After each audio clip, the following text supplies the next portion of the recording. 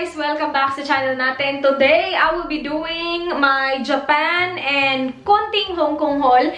If you guys have been watching my videos, alam nyo na nagpunta kami ng Japan tapos nag-layover kami sa Hong Kong twice, papunta doon at saka pabalik. So, meron akong mga nabili sa Hong Kong na konti lang. Hindi ko na ipapakita lahat ng nabili namin sa Japan kasi napakita ko na yung iba sa mga vlogs ko. If hindi nyo pa napanood yung vlogs natin sa Japan at saka sa Hong Kong, ililive ko yung playlist sa description box para mapanood nyo kung gusto nyo lang naman. And kung hindi pa kayo nakasubscribe, please subscribe sa channel natin. And also like this video kung gusto nyo yung mga hauls. Personally, yung haul is isa sa mga pinaka-paborito kong panoorin. Anyway, I will go ahead and start kasi medyo marami to. I will start quickly with the bags that I got sa Japan. If napanood nyo na yung vlog, alam nyo na binili ko to. So I will just go through this one quickly. This was originally 29,000 yen. Tapos merong discount ata si kuya. Tapos tax-free. We ended up paying like 27,000 something. Sa bank account namin, yung nakuha is 344 Australian dollars. Inisip ko talaga sana, bibili ako ng pochette accessoire. Ito, wait, tanggalin ko ha. Kasi around, I think $700 siya, yung brand new niya. Tapos nakikita ko to dun, ang dami. $100, $200 na lang makakapuset accessoire na ako na brand new. Sa mga ibang nakita ko na second hand ha. Nakita ko to last trip namin when we were in Osaka. 29,000 yen. Plus, meron pa siyang strap. Nung pag-try ko sa kanya, guys, okay na okay yung length ng strap sa akin. So, iniisip ko, strap alone will cost me around $200, $300 if I buy it brand new. Tapos, yung bag is around $700. Kasi gusto ko gawin siya crossbody talaga. Yun talaga yung plano ko sana sa pochette accessoire kapag bumili ako ng brand new. Plus, nung pumunta din kami sa mga Louis Vuitton doon, wala. Hindi available yung pochette accessoire. So, sabi ko talaga wala na, hindi na ako bibili. But, nakita namin to sa Osaka. And okay yung presyo. Pero, hindi ko sana siya bibilhin kasi kakabili ko lang ng isang bag the same day. So, sabi ko, ayokong bumili ng dalawang bags isang araw. Parang, I felt really guilty. Pero sabi na Dan, magsisisi ka kapag pumunta ka ng Australia tapos hindi mo to binili. Kasi parang sa Japan mo lang siya makikita ng ganyang presyo. Sabi ko, oo, magsisisi ako. So, na-convince niya ako na bilhin ko na. So, I got this! And I'm so happy. I have not used it yet. But, I'm so happy na I got it, guys. Okay na okay pa yung hardware ng strap. Now, speaking of the bag that I got the same day, we went to Marc Jacobs. Hindi ko pa na-edit, guys, lahat ng Japan vlog. So, hindi ko alam kung ano yung napakita ko dun sa vlog na pumunta kami ng Marc Jacobs. But I ended up getting this. Hindi ko alam kung anong pangalan nito. Ililive ko siya sa screen. Pero, I just got it in black. Like, all black. Print is black. Hardware is black.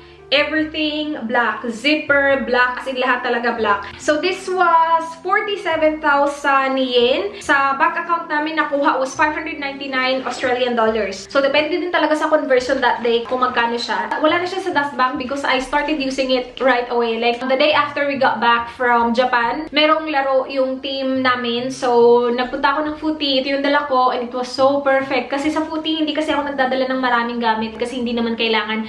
And it was perfect. If you want me to do like a review or what's in my bag sa bag na to or dun sa isa, let me know. But yeah. Okay, ito yung nabili namin sa Hong Kong. Yung layover namin papuntang Japan. Meron ako mga binili sa Hong Kong pero na-feature ko na siya sa vlogs. Nung pauwi na kami, meron din kaming layover sa Hong Kong. So, nag-stop din kami sa Hong Kong. Nag-explore din kami. And nagpunta kami sa mga market doon. I think we went to the same ladies market actually. And we got this para kay Danto. So, he got a luggage tag. So, if napanood niyo yung vlog namin sa Japan, nag-go-kart kami and Mario si Dan doon. This is a good reminder sa trip namin sa Japan. Though nakuha namin siya sa Hong Kong. Pero kapag sa Japan kasi to, like legit na Mario talaga and mahal. Ito sa Hong Kong, Pikoy kasi to.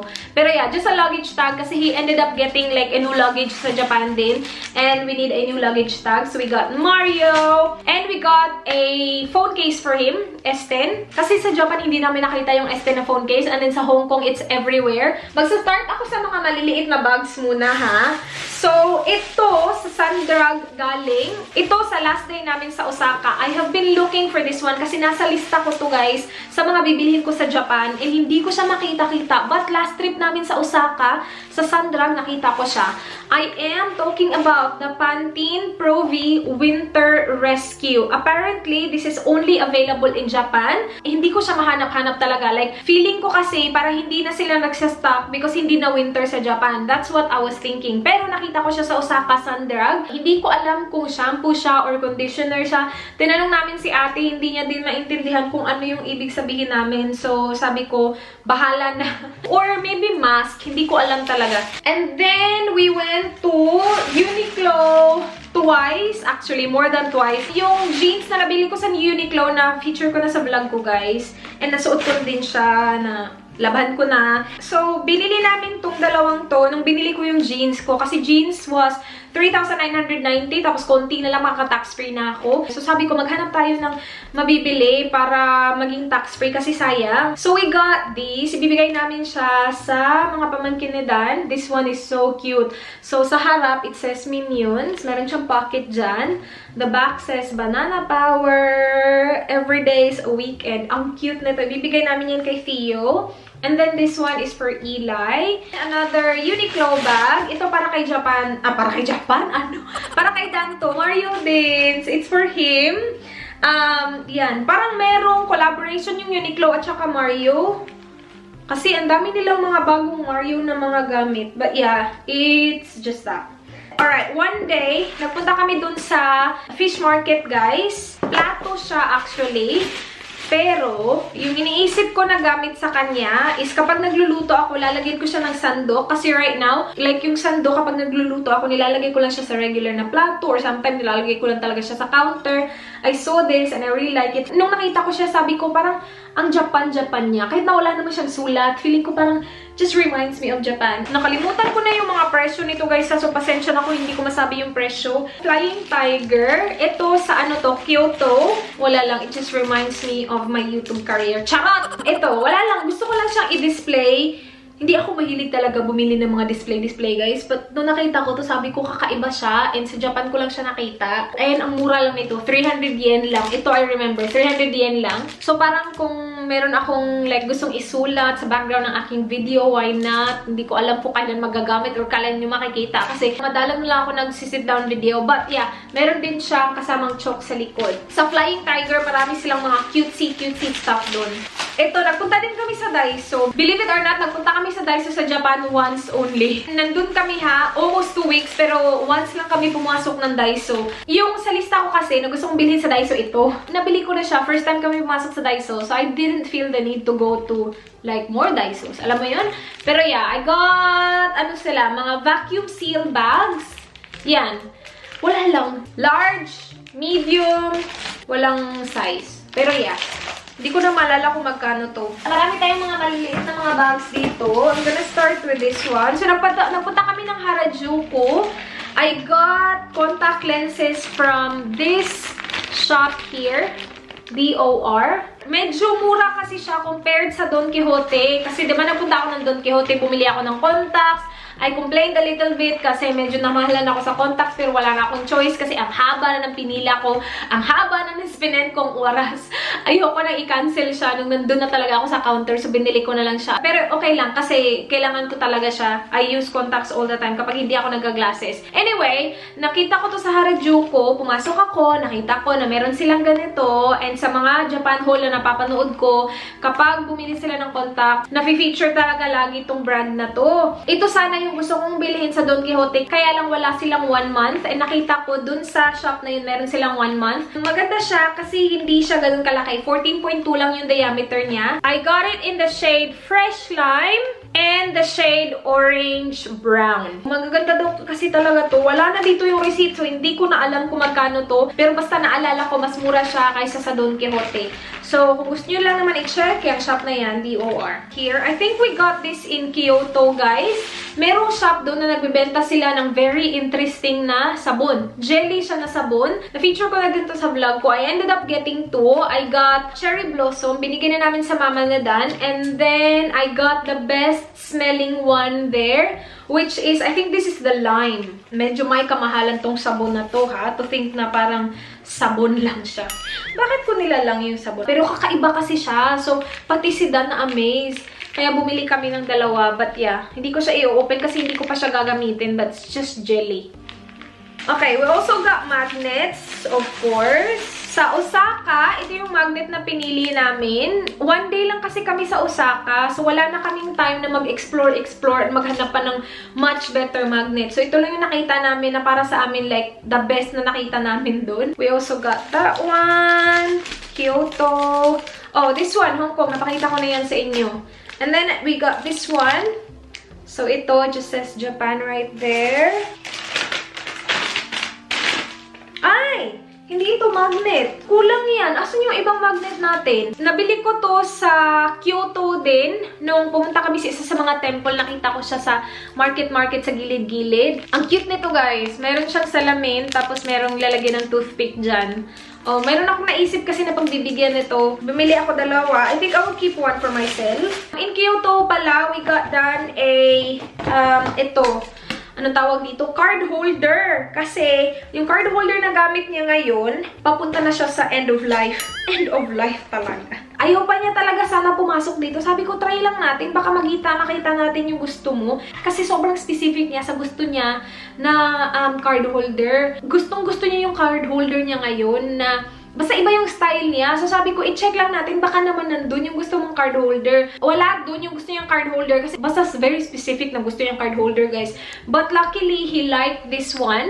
So we ended up getting this for him. Ganyan lang siya, oh. Meron siyang money clip dyan. Tapos mga card slots dyan. And then sa likod, he can put his driver's license or whatever he wants to put in there. So I got this in Osaka as well. Our last destination sa Japan. Sobrang hinahanap ko to sa Japan. Hindi ko siya nabili sa Don Quijote kasi mahirap siya hanapin. Hindi siya ganun kadali hanapin, guys. Pero ito yung mga heat packs na nagsistick sa clothes mo. And I know na I will need this, especially kapag winter dito sa Australia. Tapos nanonood kami ng footy. Sobrang lamig. Bumili ako ng 2 box. Hindi ito yung brand na plano ko sana bilhin. Yung gusto ko sana is yung My Kangaroo sa print. Kaya lang hindi namin yung nahanap eh. Ito, it does the same thing. Though para sa akin, mas maganda pa din yung My Kangaroo na print. Mas umiinit siya. Ito, umiinit pa din naman siya. So, okay lang. Sa 1 box, merong 3 packs. And then, sa 1 pack, I'm not sure kung ilan yung laman. 10 ata. 2, 4, 6. Yeah, 10 packs. So, 30. And ang mura lang nito. Kaya dinalawa ko na. Mas mahal yung My Kangaroo, pero mas maganda yun. So, lahat ng natira, mga ano na, Don Quijote stuff. First bag! Meron tayo nito. Kung napanood nyo yung vlog nung nagpapak ako papuntang Japan, alam nyo yung sitwasyon. Char, my God, no? Alam na, zero na siya, oh. Anyway, ito yung mask na heated. So, nag-heat up siya, guys. And sabi nila, nakakatulong daw to na makatulog ka ng maayos. So, I believe I got the rose-scented one. Binibase ko lang siya sa picture at saka sa kulay ng packaging. Hindi ko kasi nakita yung... Ay, lavender to!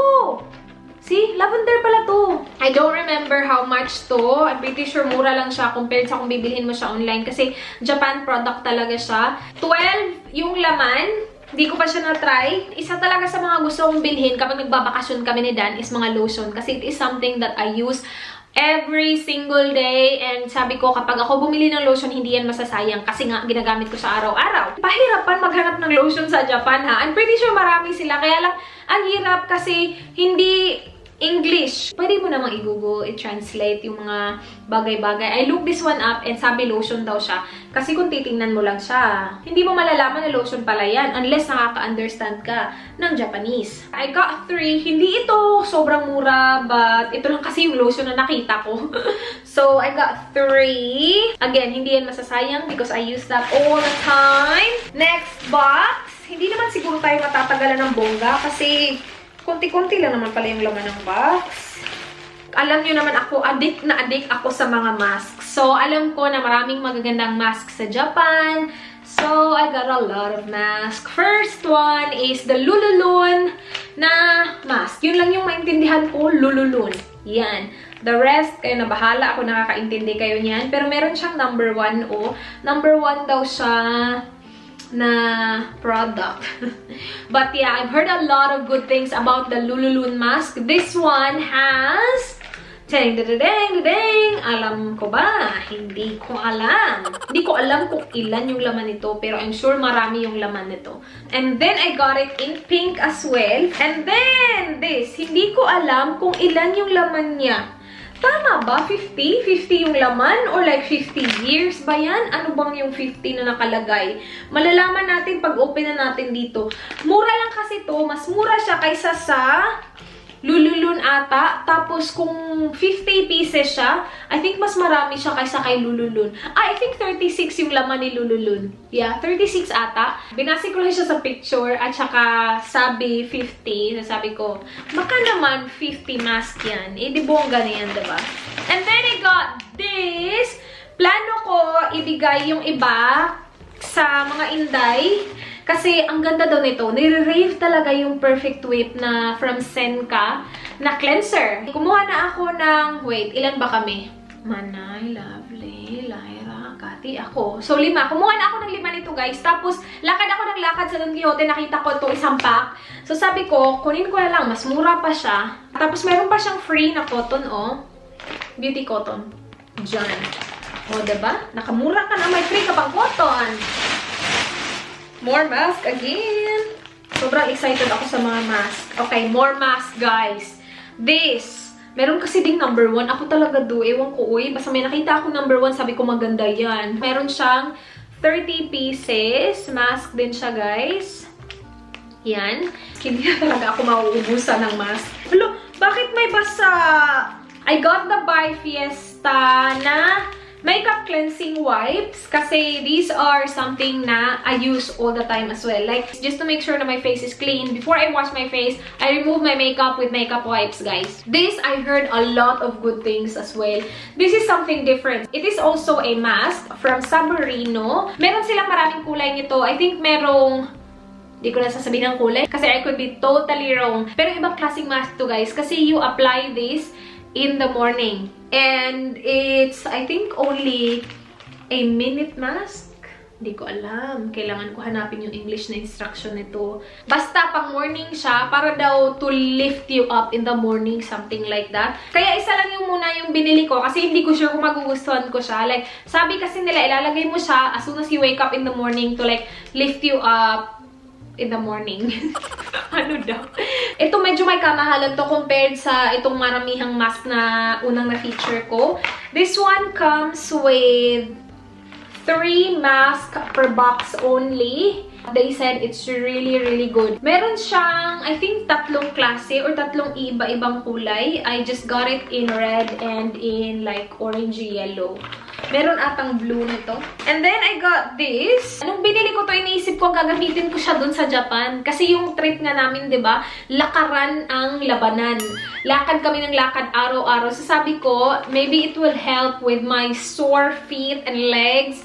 Pero hindi ko siya nagamit, beshi. Gamitin natin siya dito. Ilalagay mo daw siya sa legs mo, ganyan. And it is supposed to, like, you know, relax your feet. I don't know. Pero basta, ganun yung mga ganap. Isa dito sa mga product na nakita ko sa mga haul na pinanood ko. You know what? I love the Ichiran Ramen, but I ended up only getting one. Hindi ako nakabili ng mga cup noodles man lang. Iniisip ko din kasi hindi siya ganun ka-healthy yung cup noodles. So, hindi talaga ako nakatry. Ni isang cup noodle, hindi ako nakatry sa Japan. Pero I got this one kasi Ichiran Ramen, like, yeah, siya yung pinaka-the best ramen na na-try namin doon. We only tried 2. So, we went to Tokyo's Ichiran Ramen. And then we went to Kyoto. We waited 2 hours, almost 2 hours for that ramen. Masarap din siya, pero mas masarap yung Ichiran Ramen. And then the third time na we tried ramen, we didn't try something different. So, nagpunta kami na Ichiran Ramen ulit. So, sa Japan, we only tried 2 ramens. Meron silang 2 klase. Sabi ni ate, mas masarap daw to. Parang iba ata yung noodles nito or something like that. Second to the last bag, people. Oh my gosh! Sabi ko, isa lang yung binili ko. I am such a liar. I got 2. I remember, parang sa ibang Don Quixote ko to nabili. Kasi ito talaga sana, yung gusto kong bilhin, yung may avocado. Eh, dun sa first Don Quixote na pinuntahan namin, ito lang yung meron. Wala sila nung green or yellow. Green daw. So, nung nagpunta kami sa kabilang Don Quixote, ito yun, kinuha ko na talaga siya. Then, I got Bio Oil. Kasi mura lang yung bio oil doon compared dito sa Australia. Di ko alam kung saan ko to gagamitin. Pero meron kasi siya. Oh, number 1. Ay, bongga! Maintindihan ko na siya. See, it says number 1 in 2018. And then ito number 1 pero wala na, hindi ko na maintindihan yung iba. Ay, na number 2! Number 2. Pero yeah, Bio Oil. Mas mura talaga siya compared dito. Ang mahal ng Bio Oil dito sa Australia. Grabe. And then, ngayon ko lang na-notice on, lagyan nila paid. Thank you. Sticker. I think that's part of their like tax-free ganap. This is something different. I haven't tried this one yet. Pero, it is the Lisi.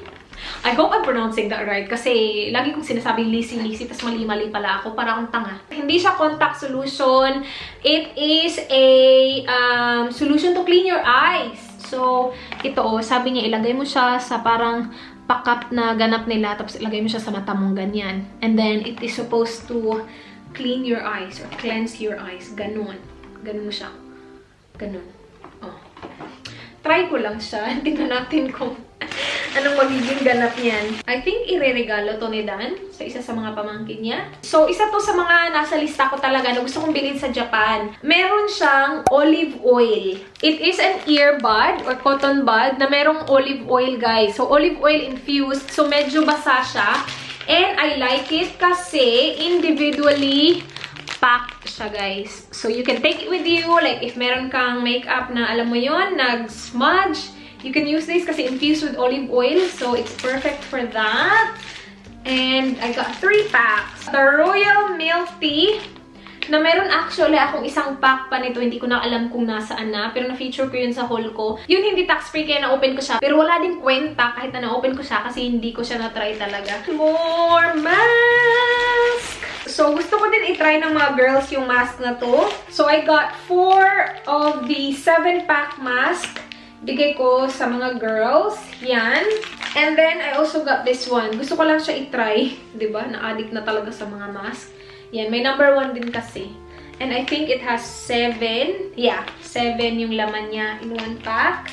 And then, we got these guys. Pang kitchen, something to remind us sa Japan trip namin. Ang cute lang niya, lagyan ng sauce, ganun. Alright, this is our last bag, guys. Last Don Quijote bag. So, meron tayo nito. Ito yung cheese flavor. Meron silang, like, ganito din na ganap, isang pack, tapos iba-ibang klase. Pero ang mahal, like, umabot ata ng 1,000 yun, para lang sa iba-ibang klase. Ito, same na kadami lang, 300 plus lang. So, sabi ko, bahala na hindi ko matry yung ibang flavor, bili lang ko ng isa. Nakakaloka yung price difference. I did end up trying the other flavors, and I really like cheese a lot. So, I'm happy that I got just like the cheese flavor. Ah, I remember now, people. So, kanina, di ba, lavender? Ito yung first trip namin sa Don Quijote na yung lavender hindi available. So, I got this one kasi hindi ko naman alam na babalik pa pala kami.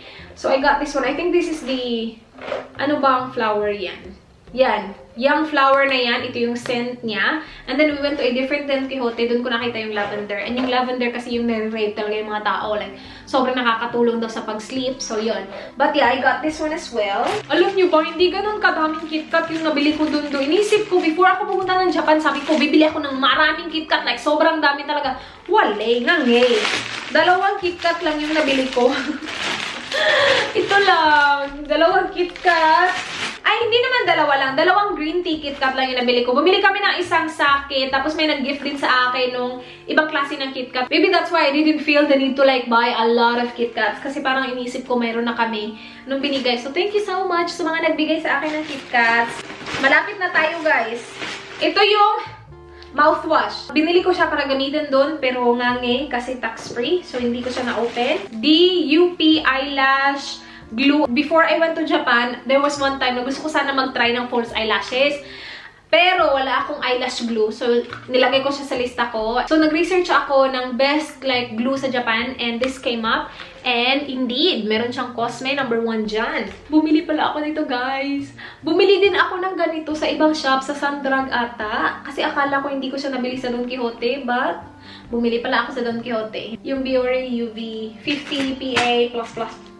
Dami plus ha, 4 na plus. Alam niyo naman kung nanonood kayo ng mga vlog ko, alam niyo na favorite ko yung Heroin Make na mascara. And pahirapan yung tanggalin. Hindi siya natatanggal ng basta-basta oil-based makeup remover lang. Kailangan talaga nung like pangtanggal niya talaga. Isa lang kasi natira ko. So, I got this for a backup. Ito yung pangtanggal ng Heroin Make na mascara. This is the Kanebo Suicide.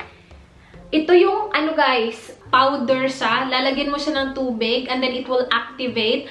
Tapos, magiging cleanser na siya. So, it is a powder cleanser. I've heard a lot of good things about this.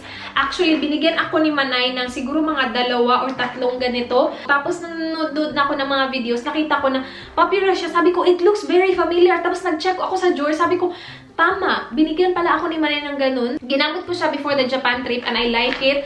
It is very travel-friendly. First of all, hindi siya liquid. So, hindi ka mamomoblema ng more than 100 ml. Kasi powder siya, beshi. Lalagyan mo lang siya ng tubig. It will activate and you can clean your face with it. This is so good. Kaya lang mahal. Ang mahal. Ito, I think 3,000 plus ata sa 2 packs. I don't think I will use it every day kasi pang travel lang siya. Kasi medyo may kamahalan siya. And perfect talaga kasi siya pang travel. Kasi nga, yun nga, powder nga siya. Last one from Don Quijote is the Tsubaki Premium Repair Mask. Ito yung may 0. Parang 0 minutes siya. Hindi mo na kailangan maghintay ng 3 minutes para mag-sit yung mask sa buhok mo.